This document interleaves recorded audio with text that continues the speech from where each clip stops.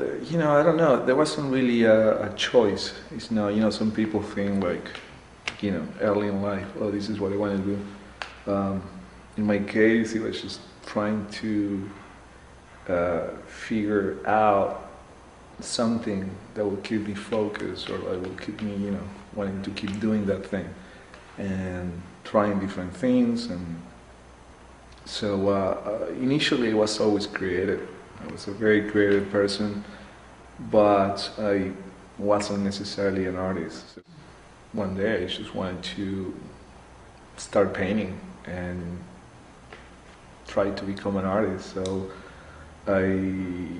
actually that was the time when I came to New York in the mid-90s, and I was sort of like doing it on my own, and I found out about this place in New York that was really cheap and where you could just go and paint. And I went there and painted like crazy, and painted and keep painting. It never felt like a complete medium, and then I was dealing with a lot of issues in painting that relate to the history of painting itself.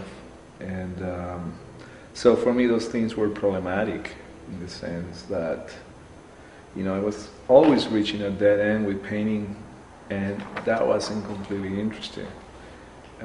Fully interesting to me. And I had a sensibility to sound, to time-based media in general, to film, and I wanted to incorporate the ideas that I was exploring and knowing through painting into sound and into video. And my painting was always very related to materiality and abstraction, and somewhat that made sense to me in terms of sound. How can I use sound, and how can I incorporate sound or sonic methods to making compositions. So in painting, you build layers upon layers, and especially late 90s, early 2000s, where like technology was becoming very accessible to people, and the personal computer and all that, it became very easy just like digitally kind of like simulate the same process.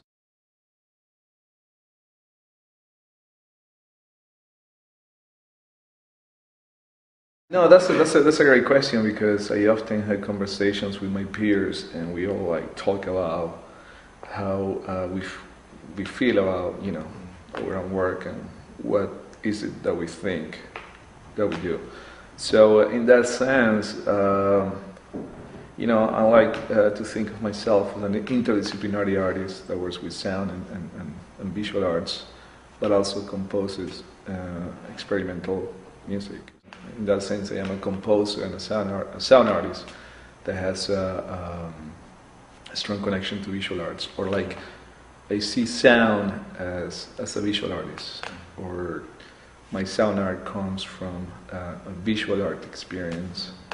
In that sense, that's why also I'm more interested in an art context rather than a music context. Although I have a history of playing music, one of the things that I wanted to do when I went into working with sound, and let's say making compositions based on material and processes, was as dogma not to utilize musical instruments, because I was interested in not having any musical language in the work. I wanted to get rid of that completely.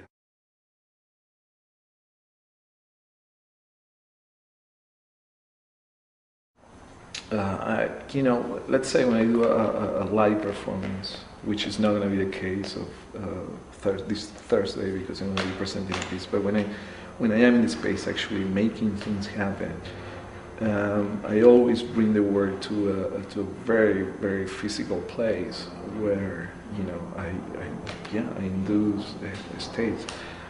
Something that is very interesting to me is that although there is a lot of theory and information about what specific things do, I always feel that it becomes completely relative, and the experience is always subjective. I've been in situations where I mean, I remember they did a show many years ago where, you know, the place was so, the sound was so big, so loud, but loud, it was more like physical loud rather than, you know, amplitude loud. It was, the amplitude was very high, but, you know, the physicality was really, really intense to the point where, like, you couldn't hear your own thoughts anymore, and the sound was really hitting your organs, and there was a lot of, like, you know, facing and beating happening, and then you know, after the show, some people approached me, and,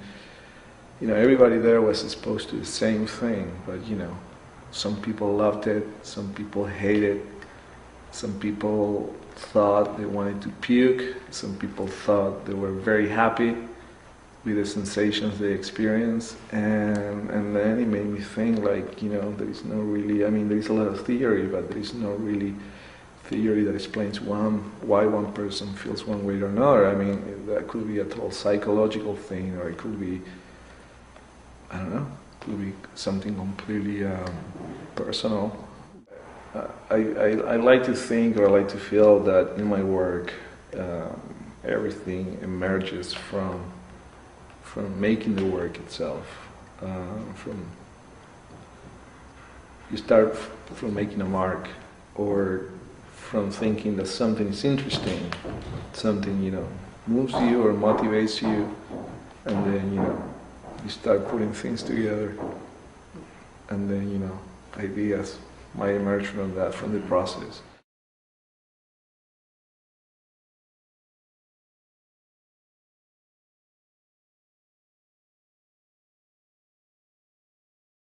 You know, I don't think of my work as, oh, you know, it's always going to be appropriated material, or it's always going to be something that I create from the, you know, from the starting point.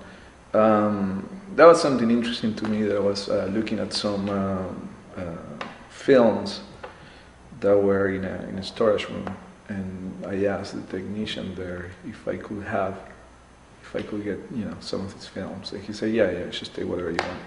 And then, you know, without even knowing what was there, because we were all sealed like containers, I just grabbed a 16mm film, and when I went to the studio and I put it back to the projector, it was a film that is called Cromwell, and so I thought, you know, I don't want to use a film, you know. I wasn't thinking, oh, I'm gonna use I'm gonna appropriate a film and do something with it. So to me, it was just a film that I needed to erase so I could use the film again. So then I wouldn't have to buy film to do that. So I just, you know, put the whole thing in a bucket of bleach, and you know, and I wanted the whole thing to become, you know, clear. I didn't want any more content in there. But then, you know, when I noticed that it was so much film, the bucket wasn't that big enough. You know, it was taking too long, and I just took it out and tried to, you know, by hand, you know, get rid of as much information as I could. So when I play back, I thought, oh, well, you know, it's kind of interesting, you know, but, you know, I gotta keep doing things to it so it disappears. So in terms of appropriation, that was kind of like, was more, you know, a consequence of trying to do something else and then going with it to see where it would take me. You know, we live in a very Puritan country, and mainly, and so I was like, yeah, this is very funny. So I decided to use that title as a reference to the content, to the initial content of the film, but I was not interested in talking about anything in specific.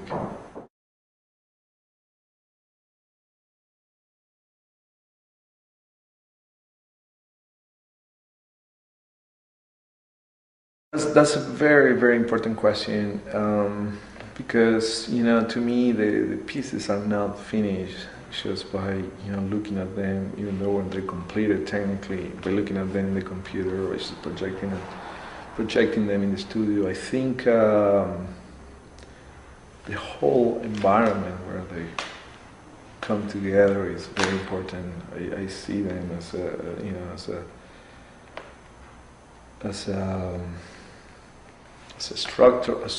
structural thing, something that is even like architectural, but also sculptural. The whole room, the color, the sensation, the space, the shape of the space, the way in which you're supposed to experience what's going on. It's always like, I always think about that stuff. The experiential aspect about the work is not just by being in a place, just looking at something. It's not just a frontal experience. It's like, it's everything that is around you. And in that way, I like to control, to shape the experience as much as I can. In that particular situation, yes, the environment needs to be controlled for accuracy, because you need the work to do something very specific. If there are some distractions that take away from the work, then the experiences change. However, I've done other pieces that are completely site-specific, and then it is about taking the space to inform the work. I did an audiovisual site-specific work in the shell. There used to be a shaft elevator where all the visuals and the sounds were informed from the architecture of the space and what was left in the space. I recorded the vibrations of the floor, the walls. I photographed all the architecture, and I used that to create grids that then were constructed frame by frame to inform the time-based experience. So that's not always the case.